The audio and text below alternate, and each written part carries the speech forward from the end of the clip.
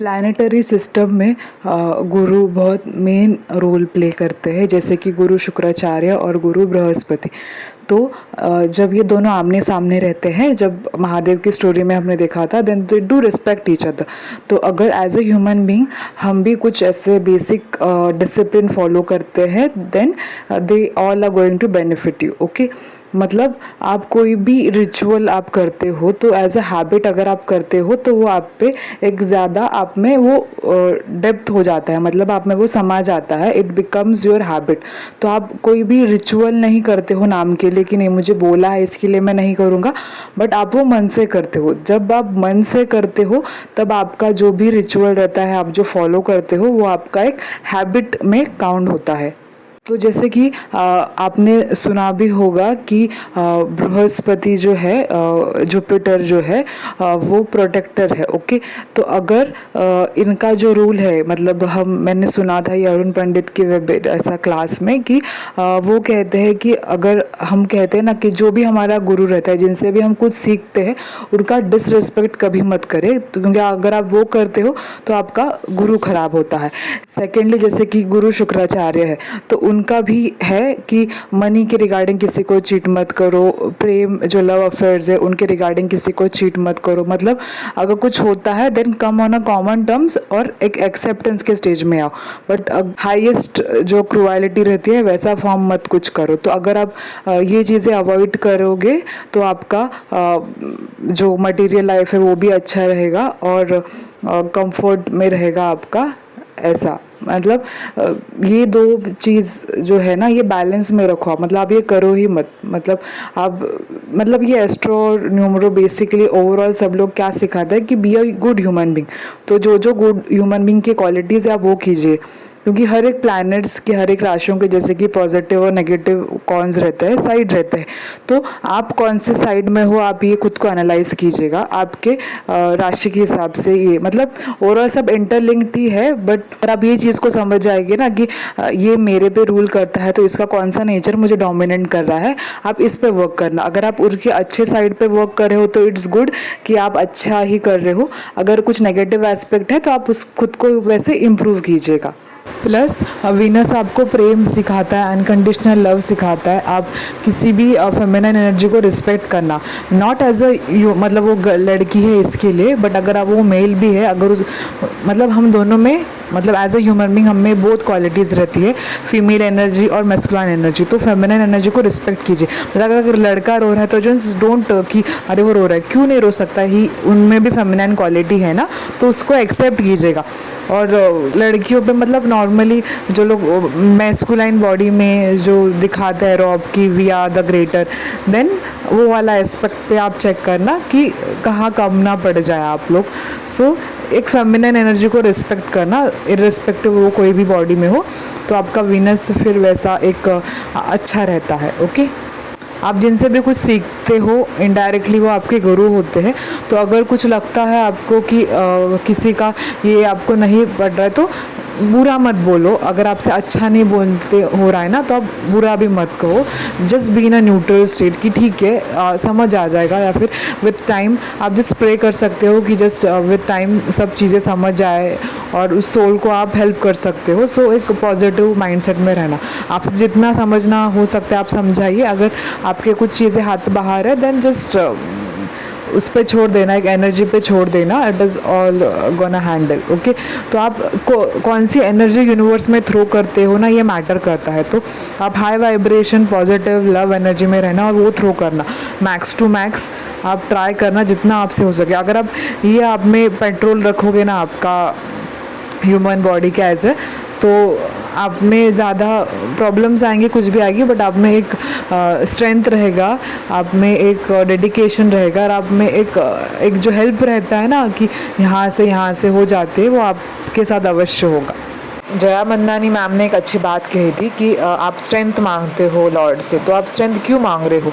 Difficulties handle करने के लिए क्यों? मतलब आप वही अफर्म कर रहे हो ना। मतलब जैसे कि वो LIC के पॉलिसीज़ लाइक हुआ कि आप इंश्योरेंस भर रहे हो, क्यों आपको ये प्रॉब्लम आप अट्रैक्ट कर रहे हो ना, वो एनर्जी को अट्रैक्ट कर रहे हो। तो आप मतलब आपके वर्ड्स मैटर करते हैं, आपका माइंडसेट मैटर करता है, आपका इंटेंशन मैटर करता है, आप किस इंटेंशन से वो पर्टिकुलर चीज़ को पे है इन्वेस्ट कर रहे हो या फिर प्रे कर रहे हो। सो आपका वर्ड्स कितना मायने रखता है आपको, अगर आप ये थोड़ा सा एनालाइज करोगे तो आपको समझ आ जाएगा कि आप एनर्जी आपकी कहाँ थ्रो कर रहे हो। जैसे कि हमें कहा जाता है कि अच्छे दिन जब आते हैं तब आपको वो भूलना नहीं चाहिए कि क्या आपके बैड डेट्स थे। तो आपको ये समझना चाहिए, मतलब इंसान का कब चेक किया जाता है उसे, जब उसके बुरे दिन रहते हैं वो कैसे बिहेव करता है, और जब उसके अच्छे दिन रहते हैं तो वो कैसे बिहेव करते हैं। तो आप में हमेशा रिमाइंडर रहना चाहिए कि from where you have come, आप कहाँ से आए हो, ये आपको हमेशा ध्यान रहना चाहिए और उस चीज़ को आप रिस्पेक्ट करना चाहिए। क्योंकि विद द टाइम अगर आप उस चीज़ को भूल गए, आप में अगर ग्राउंडिंग नेचर ही नहीं रहा, देन आप कितना भी हाइप पे जाओ, कितना भी टच करो स्काई को, you will feel something there is lacking in you. तो आप में कुछ ऐसा अगर आपको अच्छा लाइफ जीना है, positive happy overally, emotionally, internally, externally भी, देन आपको ये चीज़ें को ध्यान रखना चाहिए। हमने ये सुना था जो येलो कलर का टीका लगाते हैं, तो एक रील में ही आया था। वन वॉज उन्होंने एक ऐसा दाल भात का टोकरी डाला था एंड उसमें वो ऑडियो प्ले हो रहा था उनकी आवाज़ का। उसमें वो कह रहे थे कि अगर एक इंसान जो भी गुस्सा वाला रहता है, एरोगेंट नेचर का रहता है, उन्हें आप सात्विक खाना मतलब दाल राइस और मूली समथिंग उन्होंने कहा था, अगर वो दिया जाए continuously for particular duration, then उसका स्वभाव चेंज होता है। तो अगर ये इतना इम्पैक्टफुल है, एज एन एग्जाम्पल मैं अगर ये यूज़ कर रही हूँ, देन आप सोचिए ना how a food harms to, और किस वे से आप ईट करे हो ये भी मैटर करता है।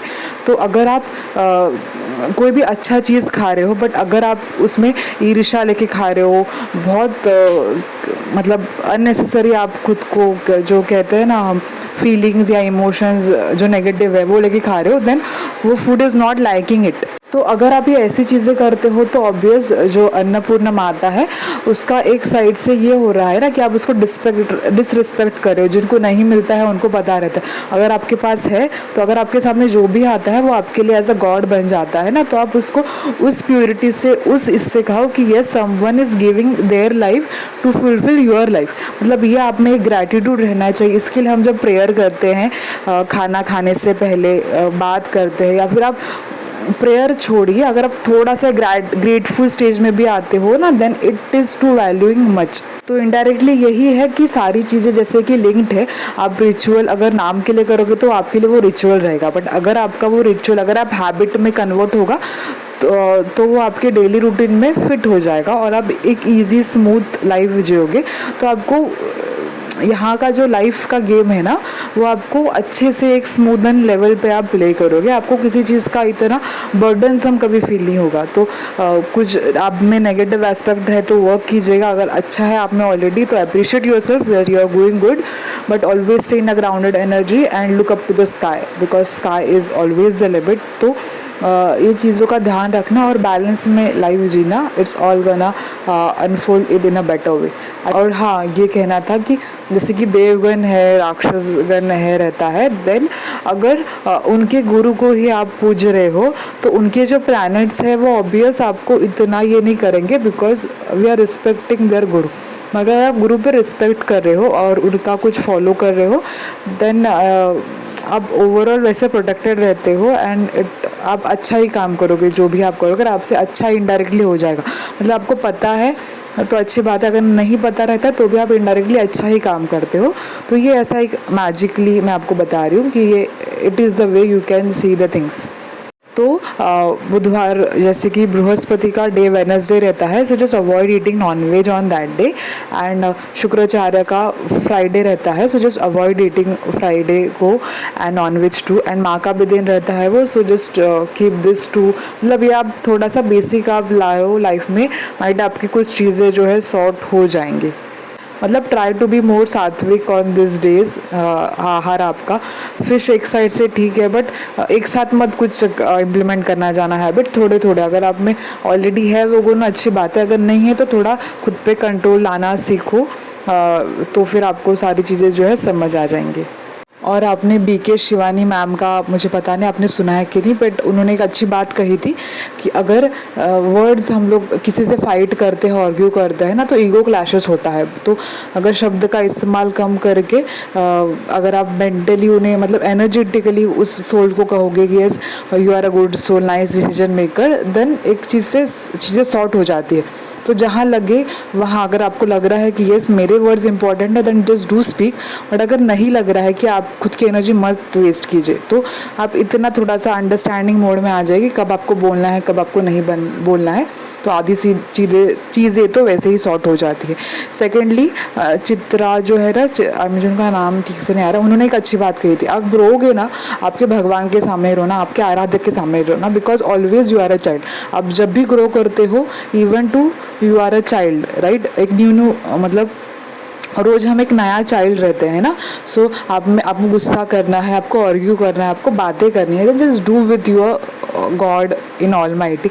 तो बाकी जो लोग जो रहते हैं वो रहते हैं, बट उनका पर्सपेक्टिव अलग रहता है ना।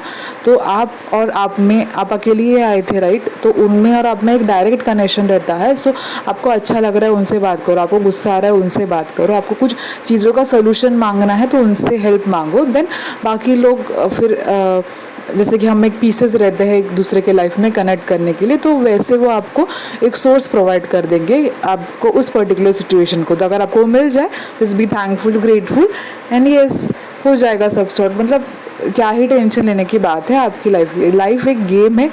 आप अगर उसको डिस्टेंस से प्ले करना सीख जाओगे, जैसे कि सदगुरु कहते हैं, मास्टर श्री आकाश ने कहते हैं, so I just love this saying कि मतलब ये बहुत चीज़ों से मैच हो जाता है।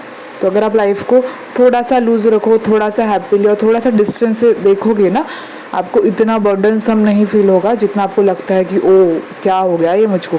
नहीं, आपको एज अ ह्यूमन का बर्थ मिला है, तो it is a great blessing कि आपको ये ह्यूमन का बर्थ मिला है, और आप बहुत अच्छे से सब चीज़ें एक्सपीरियंस कर सकते हो यहाँ पे एज अ ह्यूमन बीइंग। आपको अच्छा क्या है, what is a good feeling to the highest, आप कितना अच्छा फील कर सकते हो, आपको तभी पता चलता है जब आपने बहुत लोवेस्ट देखा रहता है। तो ये चीज़ों का आप में जब ऑब्जर्वेशन आता है, देन आपने जीवन सार्थक कर दिया एज अ ह्यूमन बीइंग, बस। और आपको जब लगता है आपके इंट्यूशन से कि आपके लिए अच्छा है, देन उसको वेलकम कीजिएगा हैप्पीली। और आपको लगता है आपके इंट्यूशन से कि अगर आपको ये आपके लिए अच्छा नहीं है, तो उसको रिस्पेक्टफुली डिसरिगार्ड कीजिएगा कि थैंक यू बट ये मेरे लिए नहीं है। ये आप एनर्जी में रहना, क्योंकि ये एनर्जी बहुत मैटर करता है कि आप किसी चीज़ को एक्सेप्ट कर रहे हो तो रिस्पेक्ट से करो, अगर आप उसको नहीं चाहिए तो उसी रिस्पेक्ट के साथ आपको मना करना है।